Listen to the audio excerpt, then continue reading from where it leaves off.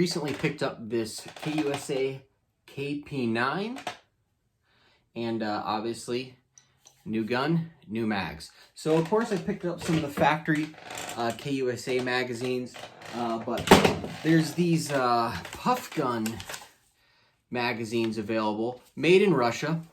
They fit the Vityaz pattern rifles as well, such as the KP9. All right, and these are almost half the price as the KUSA mags, so I felt like I had to try these out. So I picked 5 up. I'm going to test them out, see how they run. I have some PufGun mags in 5.56 that work great in my Arsenal rifles. And the cool thing about these Vityaz mags is, if you take a look, is they got these little lines here. And those spots right there are where you could actually chop these mags down if you want to convert it into a 20 or a 10 round magazine. So I'm going to take one of these and I'm going to cut it down to 20. That way I have just like a little shorty mag so that I can throw this KP9 in a bag and don't have to worry about that mag getting hung up as much when I'm removing it. So we go ahead, grab one of these, run downstairs, and do a quick little video of the chop. All right, so if you take a look at your magazine here, you got these 2 lines here. That's going to be your 10 and 20, and then where it's at, obviously, that's your 30 rounder. So step 1 is going to be disassembling the magazine. Pretty simple. You're just going to press that little button on the base plate, and that's just going to allow you to slide your base plate off, set that aside, and then, of course, you got your internal spring there, your follower, all that good stuff. You want to go ahead, remove that, and set that aside as well. You don't want to go chopping any of that good stuff on the inside. All right, so if you take a look at the bottom here, this is going to give you an idea of what you need this to look like for that base plate to attach. So if you take a look, we want to basically come right up flush with this line right there. And if you look at the back, there's this little lip they have on the back, and we pretty much want to get that down so it's gone. All right, so I'm going to start off on my Harbor Freight scroll saw here, and I'm just going to make a quick and dirty cut. I'm not going to get too close to that line because I'm going to finish the rest with some sandpaper so I can get nice and precise.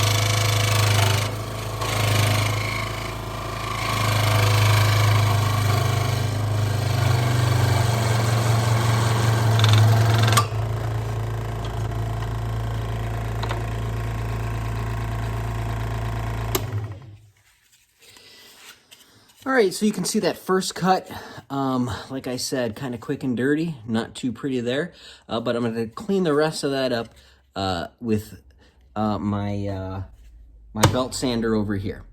All right, so now with the belt sander, I'm just going to work this down and try to get it as flush as I can with that bottom line on there so it matches the bottom of the portion that I removed. All right, so take it slow. If I have to, I can turn this on, but I'm just going to do this without the actual motor running right now.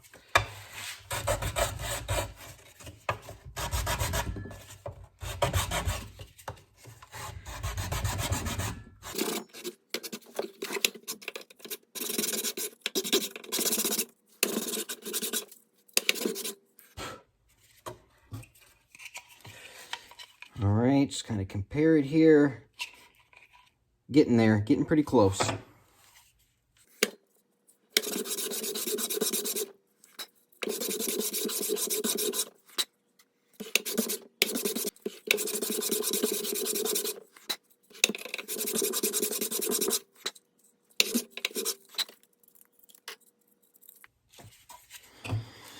All right, so taking a look here, you can see it's pretty good there, looking pretty clean. You can see there's just a slight edge on that lip there. So I'm just gonna clean the rest of these edges up just with a little piece of sandpaper and reassemble.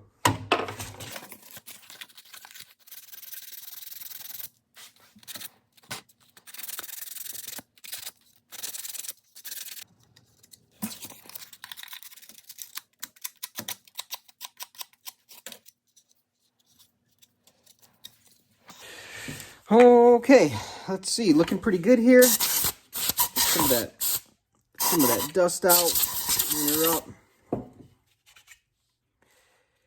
All right, now there we have it. Just to kind of compare it to the factory bottom portion there, you can see pretty much the same. All right, looks pretty good to me. I'm happy with that.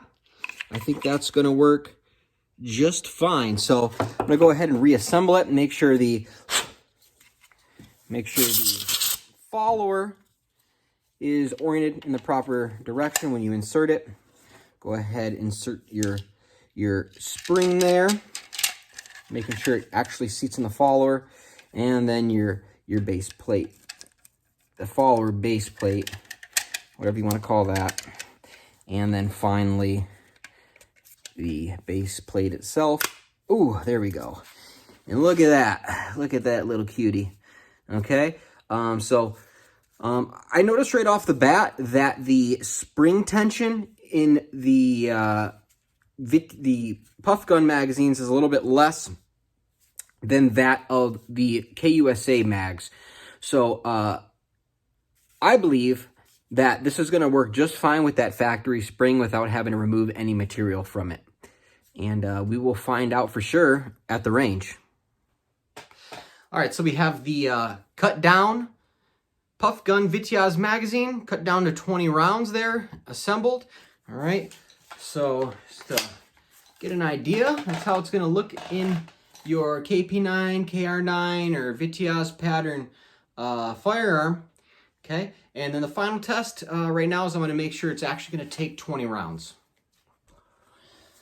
All right, so loading up some of this Federal Syntech subsonic ammunition. I'm going to go ahead and load 20 rounds from this tray here and make sure it actually takes 20 rounds.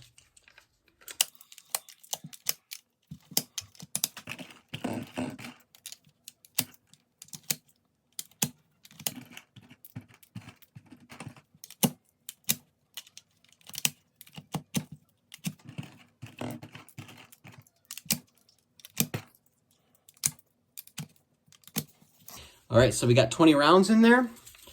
Just see how much play we got. It seems honestly like the perfect amount of play. I don't believe I'll be able to fit another round. Nope, not going to fit another round. Takes 20 perfectly. All right. All right, so the final test is going to be running this at the range in the KP9 and seeing if it's actually reliable. And I believe it will be.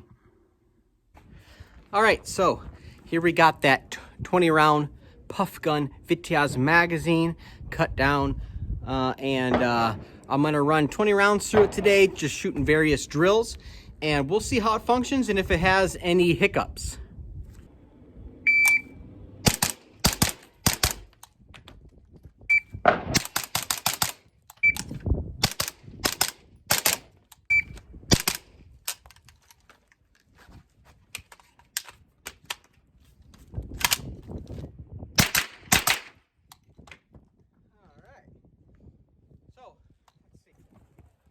Ran clean, ran empty.